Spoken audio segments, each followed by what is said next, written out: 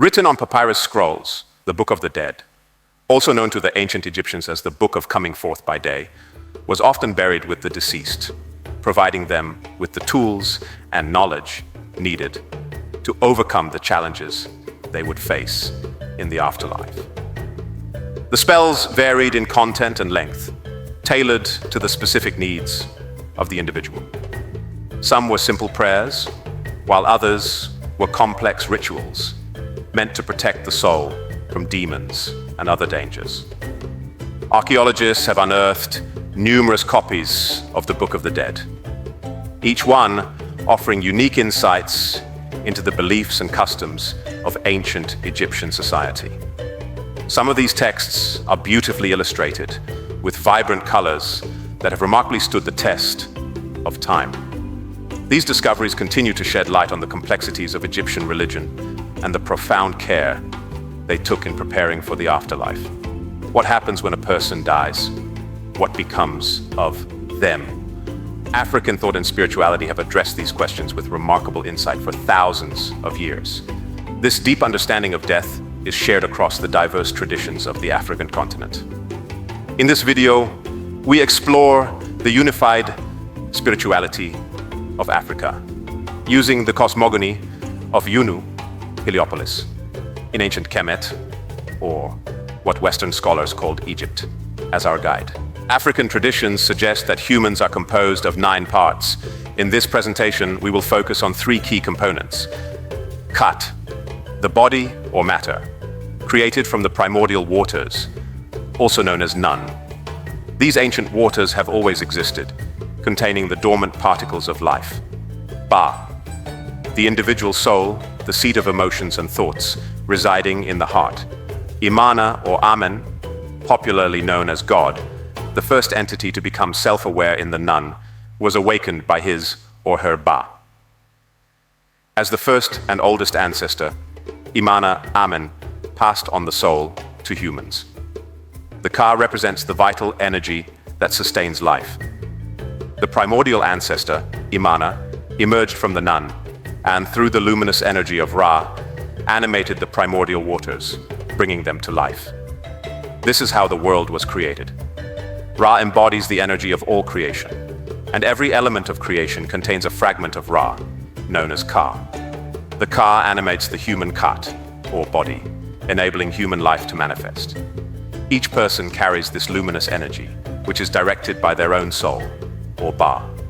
Just as the wind is driven by an energy, giving it a Ka, the same applies to water, land, and other elements. However, unlike the human Ka, the actions of these elemental Ka are directed by Imana.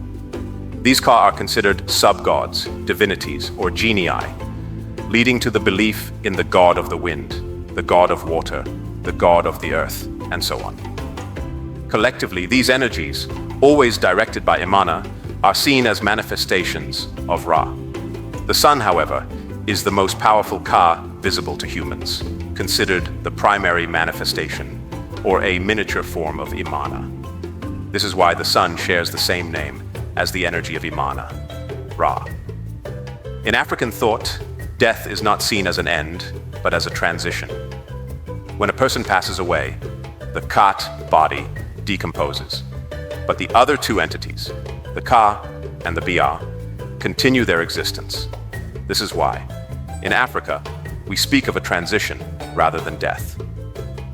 During this transition, the Ka and the Ba begin their journey to the afterlife. Upon death, the Ka and the Ba leave the Kat.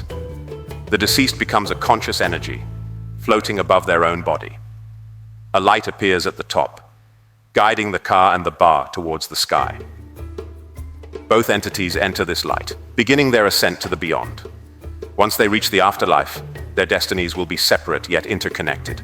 The Ba arrives in the Hall of the Last Judgment, also known as the Room of the 2 Ma'at. Here, it must prove that it has lived a life of goodness and righteousness, also known as Ma'at.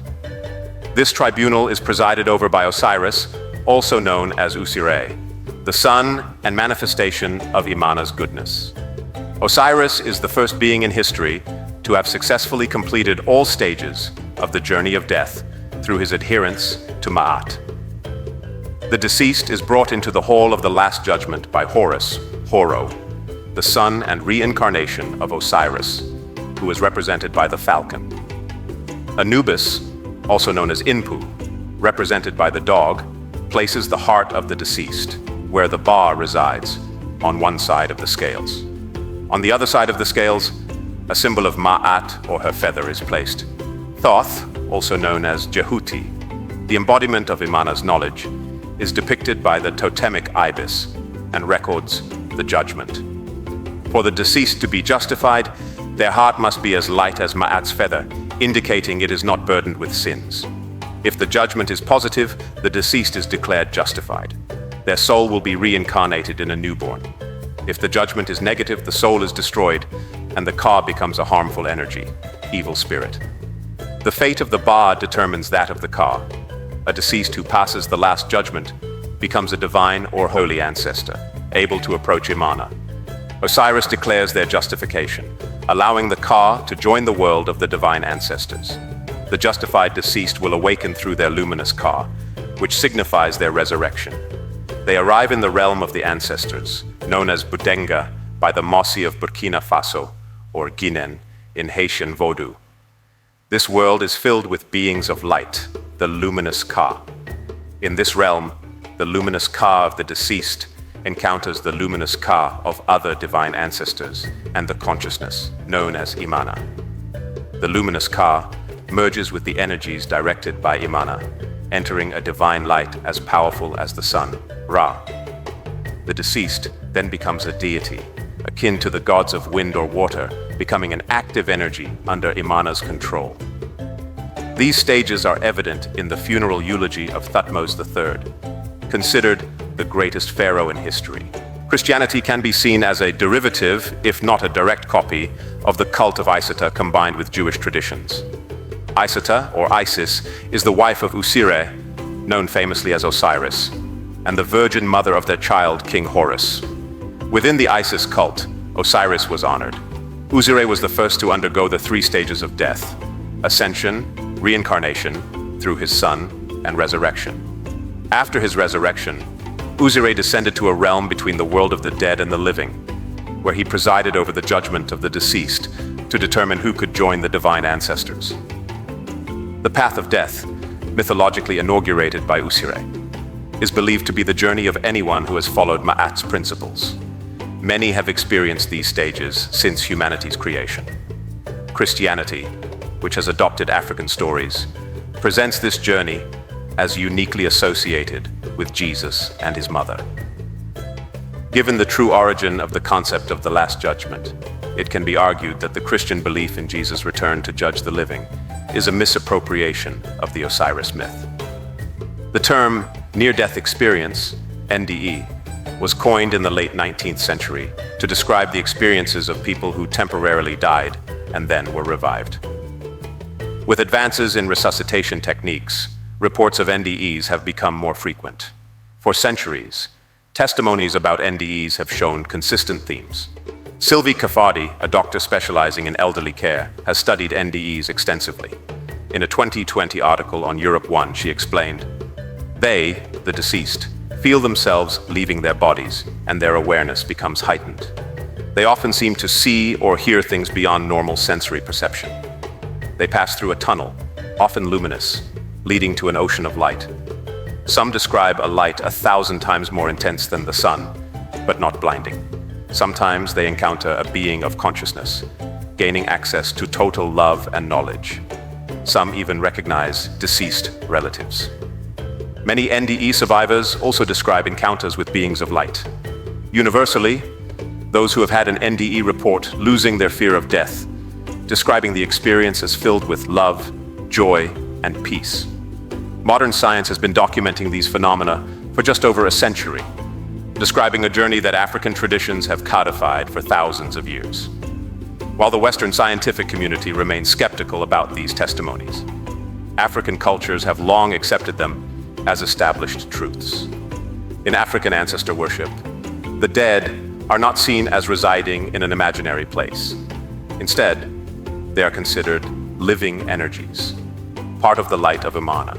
Characteristically, African metaphysical theories about death follow the belief that death is transitional and that one can survive bodily death.